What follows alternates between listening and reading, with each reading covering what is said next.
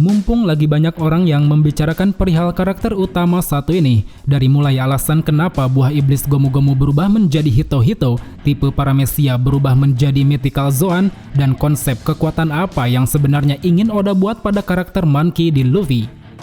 Alangkah baiknya, sekarang mari kita mundur ke belakang untuk sedikit menyimpulkan berbagai pertanyaan tersebut.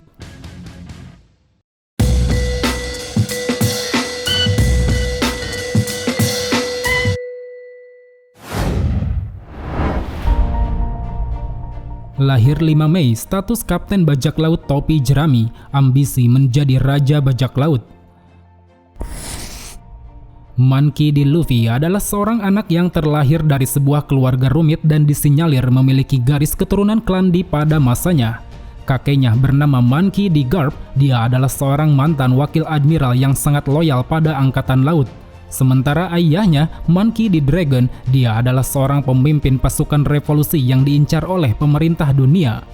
Tidak terlalu banyak mengenai alasan siapa ibu Luffy dan kenapa Dragon meninggalkannya, tapi yang jelas ada satu insiden yang menjadikan Luffy dikenal orang sebagai seorang manusia karet, yaitu saat dirinya dengan polos memakan buah iblis yang dibawa Shanks ke tempat bar Makino.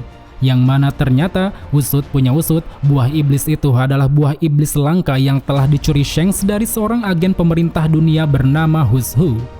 Atas kejadian tersebut, setelah Luffy memakan buah iblisnya, tubuh Luffy tiba-tiba memelar dan memanjang. Dan sejak saat itulah Luffy diberitahu oleh Shanks bahwa nama buah iblis itu adalah Gomu-Gomu no Mi, sesuai dengan arti katanya yaitu karet. Semasa kecil, dengan kekuatan buah iblisnya itu, Luffy yang polos, bodoh, dan selalu ceria bertekad untuk menjadi Raja Bajak Laut. Dia ingin bisa menjelajahi dunia dan mengarungi lautan luas agar bisa bertemu lagi dengan Shanks guna menyerahkan topi jerami yang telah diberikannya. Bersama saudaranya yaitu Ace dan Sabo, tanpa disadari Luffy telah tumbuh menjadi pribadi yang kuat. Berbagai pertarungan melawan hewan-hewan buas di tengah hutan lebat itu sudah lebih dari cukup untuk melatih ketahanan fisik agar bisa bertahan dan survive di tengah kerasnya dunia. Hingga di usianya yang remaja, perlahan-lahan Luffy membentuk kelompok bajak lautnya sendiri. Dia banyak mengumpulkan orang yang dirasanya menarik dan kebanyakan dari mereka adalah orang-orang yang terbuang. Dari mulai Zoro, Usopp, Sanji, Nami, Chopper, Robin, Franky, Brook, dan Jinbe, mereka semua sudah menganggap Luffy sebagai sosok kapten yang bisa diandalkan ketika menghadapi sebuah pertarungan. Meski Luffy juga dipandang sebagai sosok kapten yang bodoh karena sifat dan kelakuannya, hal itu tidak menutupi keyakinan dan rasa kepercayaan yang telah dibangun oleh rekan-rekannya selama ini. Kehadirannya yang sangat penting inilah membuat orang-orang di sekitarnya 100% percaya padanya. Jangankan teman di atas kapalnya, lawan-lawan yang sudah dia hadapi, beberapa dari mereka akan menjadi teman untuk sama-sama memperjuangkan sebuah kebebasan. Insting yang tidak dimiliki oleh kebanyakan orang ini pun menjadikan Luffy sebagai sosok yang memiliki semangat Will of D, yang mana menurut Mihawk itu adalah senjata paling berbahaya yang dimiliki oleh Monkey D. Luffy.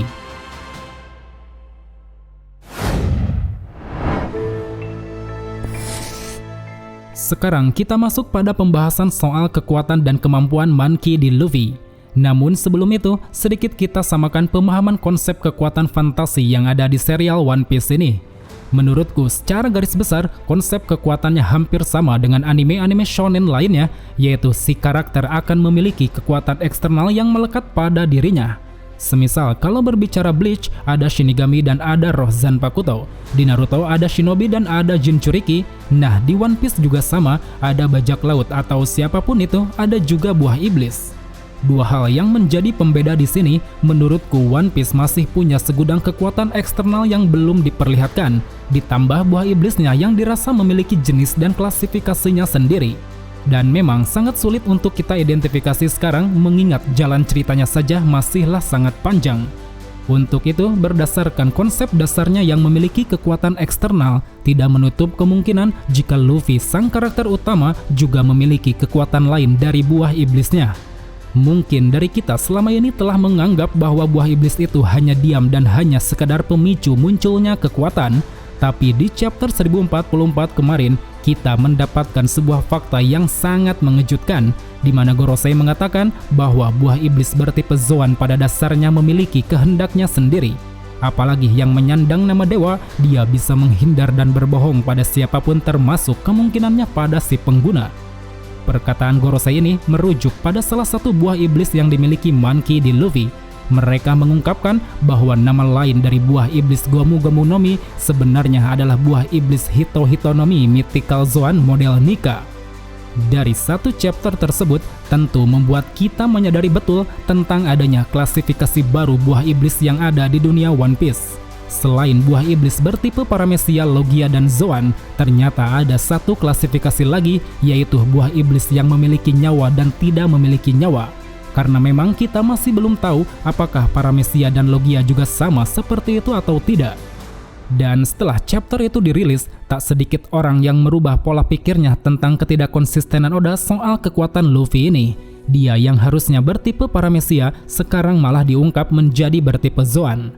Kalau dari soal nama, menurutku itu masih cukup masuk akal karena memang buah iblis ini memiliki kehendak sendiri dan bisa berbohong. Tapi kalau kita melihat dari kekuatan Luffy yang bisa menjadi karet, tentu tidak selaras dengan buah iblis tipe Zoan yang bisa berubah bentuk ke suatu makhluk yang berwujud. Namun, pernahkah kalian merasa evolusi gear yang dimiliki Luffy terkesan mirip dengan evolusi Zoan yang dimiliki Chopper? Apakah kita akan melupakan gear 2, gear 3, dan gear 4? Aku rasa Oda telah mempersiapkan itu semua karena memang sejak awal kekuatan buah iblis milik Luffy akan terkesan aneh jika didasarkan pada tipe Paramecia. Apalagi Gorosei juga mengatakan bahwa buah iblis ini memiliki perwujudan dari seorang pejuang kebebasan yaitu Nika yang mana dapat membuat tubuh si pengguna lentur layaknya karet. Ini sekilas menandakan bahwa buah iblis Luffy memiliki awak kening yang direpresentasikan pada sang makhluk mitos tersebut yaitu Sun God Nika. Meskipun ada satu hal yang menurutku terlalu ekstrim mengenai buah iblis satu ini, yaitu terkait kekuatan si pengguna yang dikatakan memiliki batasan terhadap imajinasi yang dia miliki. Kalimat ini seolah menunjukkan tentang sisi kepribadian Luffy yang memang dari awal ingin selalu bergerak bebas tanpa ada halangan dan paksaan dari siapapun, termasuk dari para penggemarnya. Dan menurutku satu kalimat inilah yang harus dipertanyakan, sebatas apa kemampuan imajinasi Luffy yang di chapter kemarin bahkan sempat mengeluarkan tombak petir dari arah langit. Apakah ada faktor tertentu ataukah memang ini murni kekuatan imajinasi dari si pengguna? Terlepas pro kontranya konsep kekuatan yang dimiliki Monkey D. Luffy, sejauh ini aku masih setuju dengan cara Oda menempatkan buah iblis Luffy sebagai buah iblis bertipe Mythical Zoan. Sekali lagi, hal ini didasarkan pada setiap perubahan gear Luffy yang memang terkesan mirip dengan tipe Zoan. Dari mulai gear second, di sini Luffy akan mampu meningkatkan pembuluh darah dan memompanya dengan cepat hingga dapat mempercepat laju gerakan serta serangan. Gear third, dengan meniupkan sejumlah besar udara ke ibu jarinya, Luffy dapat memperbesar salah satu ukuran tubuh yang dia inginkan menjadi raksasa. Gear 4 Bone Man, dengan cara meniup lengan dan melapisinya dengan Bushoshoku Haki tingkat tinggi, Luffy dapat berubah wujud ke bentuk yang lebih berotot dan bisa memantul-mantul di udara. Gear 4 Tankman membuat bentuk Luffy menjadi jauh lebih besar dan dapat meningkatkan kemampuan bertahannya.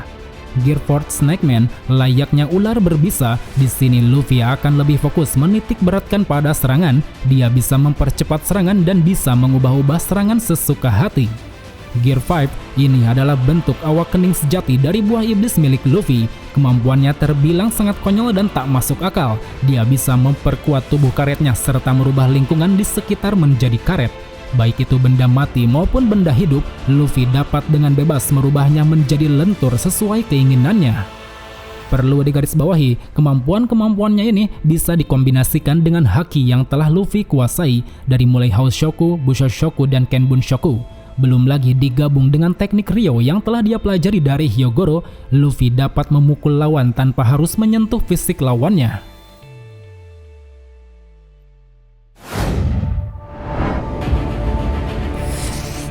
Sebagai pemilik kekuatan yang didasarkan pada karet, sejauh ini Luffy telah banyak sekali mengeluarkan jurus atau teknik untuk bisa mengalahkan lawan.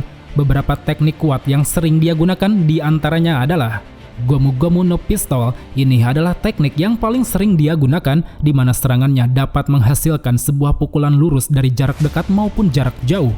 Gomu Gomu no Bazooka, dengan menggunakan kedua telapak tangannya, Luffy dapat menghantam lawan hingga bisa menghempaskan lawannya. Gomu Gomu no Gatling, di sini Luffy dapat menghasilkan sejumlah pukulan dengan cara mempercepat laju pukulannya.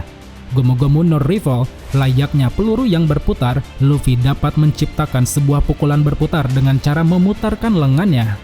Gomu Gomu no Fusen, teknik ini sering digunakan untuk pertahanan di mana Luffy dapat memantulkan segala objek yang menuju ke arahnya. Gomu Gomu no Stamp mirip seperti Gomu Gomu no Pistol, bedanya di sini Luffy menggunakan kakinya untuk menyerang lawan. Gomu Gomu no Red Hawk, ini adalah teknik kombinasi antara Gomu Gomu no Jet Bullet yang disempurnakan oleh Haki, di mana lengannya akan menghasilkan aliran api menyala hingga dapat menciptakan ledakan. Gomu Gomu no Elephant Gun, sama seperti Red Hawk, teknik ini juga penggabungan antara Gomu Gomu no Gigan Pistol yang disempurnakan oleh Haki. Kekuatan yang dihasilkan adalah menciptakan sebuah pukulan raksasa yang telah dilapisi Haki.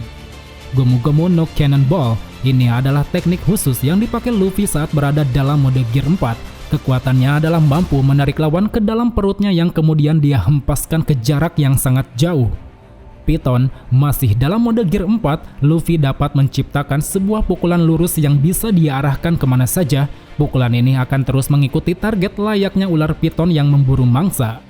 Gomu Gomu no Rhino Schneider, dengan menggunakan kedua kakinya, Luffy mampu menendang lawan hingga sampai membuatnya terhempas. Gomu Gomu no King Kong Gun, salah satu teknik terkuat Luffy yang telah berhasil mengalahkan Doflamingo. Kekuatannya adalah mampu menciptakan pukulan besar layaknya pukulan King Kong raksasa. Gomu Gomu no Black Mamba, sebuah teknik yang dilakukan dengan cara menekan kedua lengannya terlebih dahulu, yang kemudian dia hempaskan ke arah target dan menghasilkan hujan pukulan tak kasat mata. Gomu Gomu no King Cobra, ini adalah teknik terkuat yang berhasil mengalahkan Katakuri. Luffy dapat memunculkan pukulan cepat dan kuat layaknya ular kobra yang berbisa. Gomu Gomu no Hydra, pukulan yang hampir mirip dengan Black Mamba, cuman di sini Luffy dapat menghasilkan serangan cepat yang dibarengi dengan Kenbun Shoku Haki miliknya. Memang masih ada banyak lagi kemampuan Luffy yang belum disebutkan, apalagi kemampuannya yang dalam bentuk awakening Gear 5, karena memang di chapter terbaru kemarin Luffy sama sekali tidak bisa menyebutkan nama dari beberapa teknik barunya. Dia hanya mengatakan Gomu Gomu saja tanpa tahu jurus apa yang dia pakai. Seperti mampu membuat area di sekitar dan tubuh Kaido menjadi karet, membuat tubuhnya sangat lentur seperti dunia kartun pada umumnya, dan juga dapat menciptakan senjata petir berupa tombak.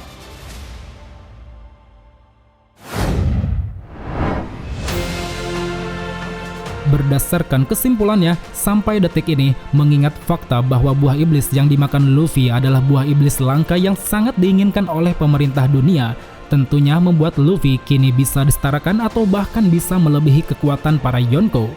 Kalau kita coba gabungkan benang merah soal konsep kekuatan Luffy, itu bisa kita lihat dari 3 hal. Yang pertama dari fakta bahwa buah iblisnya memiliki kehendak sendiri dan berpotensi bisa berbohong.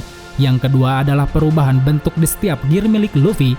Yang ketiga yaitu sosok mitos Nika yang dilambangkan pada seorang prajurit kebebasan. Jadi mau itu namanya diganti dari Gomu Gomu ke Hito Hito ataupun tipe Paramecia ke Mythical Zone, kedua hal itu menurutku tidak mematahkan pendirian Oda dalam mengemas konsep kekuatan Monkey di Luffy. Apalagi kita tahu sosok Luffy ini sudah dikenal banyak orang sebagai seseorang yang telah dianugerahi kekuatan untuk bisa mengajak dan membawa orang-orang pergi menuju lautan kebebasan. Well teman-teman, itu saja yang bisa kuulas dan kubahas di video kali ini. Thank you for watching and see you next time. Oke, lupa ada satu teori yang ingin kuutarakan, bagaimana jika sosok mitos Nika adalah nenek moyang dari para suku Ming. Dia bisa bertransformasi ke bentuk Shulong dan tentunya memiliki kelenturan tubuh layaknya sebuah karet.